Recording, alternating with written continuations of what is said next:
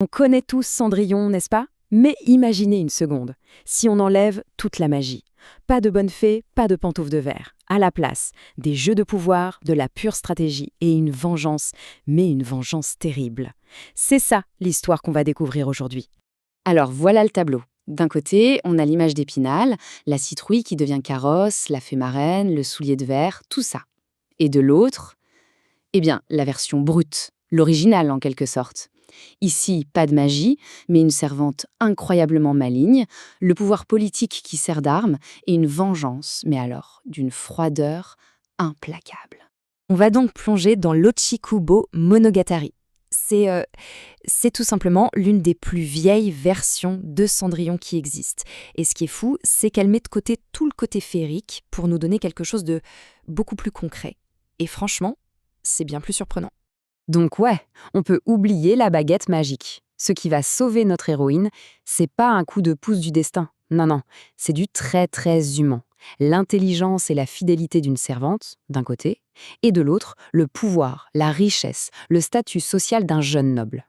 Mais avant d'aller plus loin, il faut qu'on s'arrête un instant sur le décor. Pour bien comprendre les enjeux, il faut comprendre le monde de l'époque. C'est un univers où la poésie, l'art et le pouvoir politique sont en fait la même chose. Alors, imaginez, on est au Japon au Xe siècle. Et attention, oubliez l'image du samouraï.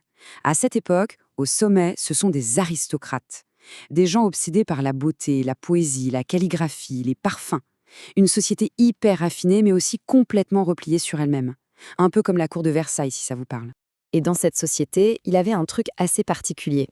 Le mariage. Ou plutôt, le mariage de visite.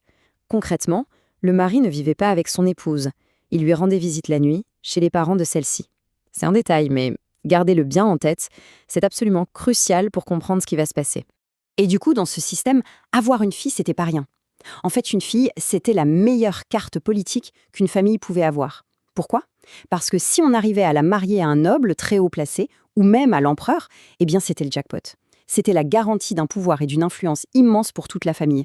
Le problème avec ce fameux mariage de visite, c'est que si une jeune femme était rejetée par sa propre famille, c'était une condamnation à mort, socialement parlant. Sans le soutien de ses parents, aucun homme respectable ne pouvait lui rendre visite. Elle était invisible, effacée. Et ça, c'est précisément la situation de notre héroïne, Oshikubo. Alors, comment on se sort d'un pétrin pareil sans baguette magique? Eh bien, il faut des alliés, de vrais alliés. Et vous allez voir, ils n'ont rien de personnage de conte de fées. Alors, exit la marraine la fée. L'équipe de choc, la voilà. D'un côté, on a Akoki. C'est la servante d'Oshikubo, mais elle est bien plus que ça. Elle est loyale et surtout d'une intelligence redoutable. Et de l'autre, on a Michiori.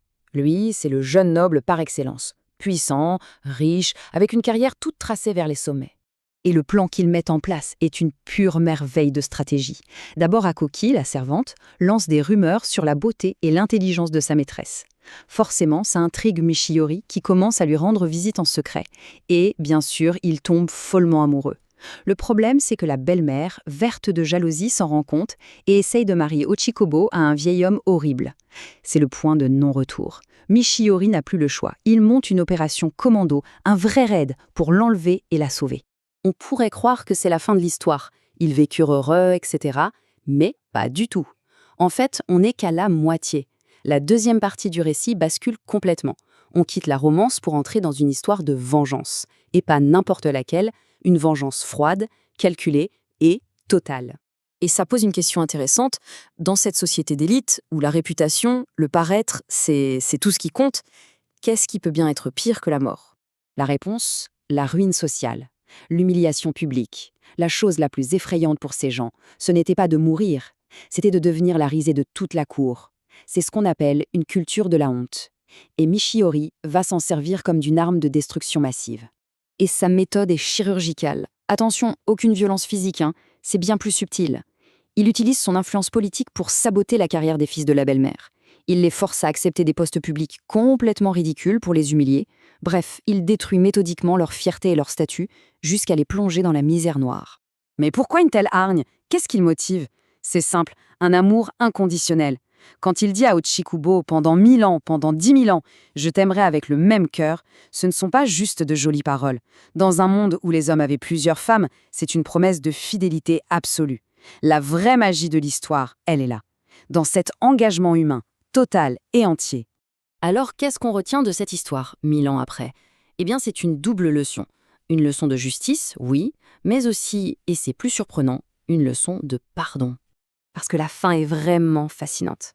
D'un côté, on a Mitsuyori qui va jusqu'au bout de sa vengeance. Justice est faite et elle est impitoyable. Mais au dernier moment, qui intervient? Oshikubo elle-même, la victime. C'est elle qui dit stop. Elle supplie Mitsuyori de leur pardonner. C'est elle qui apporte la touche de clémence. Au fond, le code moral de l'histoire est limpide. C'est la réciprocité. Un œil pour œil, une faveur pour une faveur. On récompense à la hauteur du bien qu'on a reçu. La servante à Kuki, par exemple, devient richissime. Et on punit à la hauteur du mal qu'on a subi. C'est un code d'honneur très direct, sans ambiguïté. Et peut-être que le message le plus fort, celui qui nous parle encore aujourd'hui, c'est que le bonheur, ça ne s'attend pas. Ça ne tombe pas du ciel par un coup de baguette magique. L'histoire nous montre qu'il faut se battre pour. Comme Oshikubo et sa servante Aoki, il faut faire preuve d'intelligence, de courage et surtout, il faut agir pour forcer son propre destin. Ce qui nous laisse avec une dernière réflexion.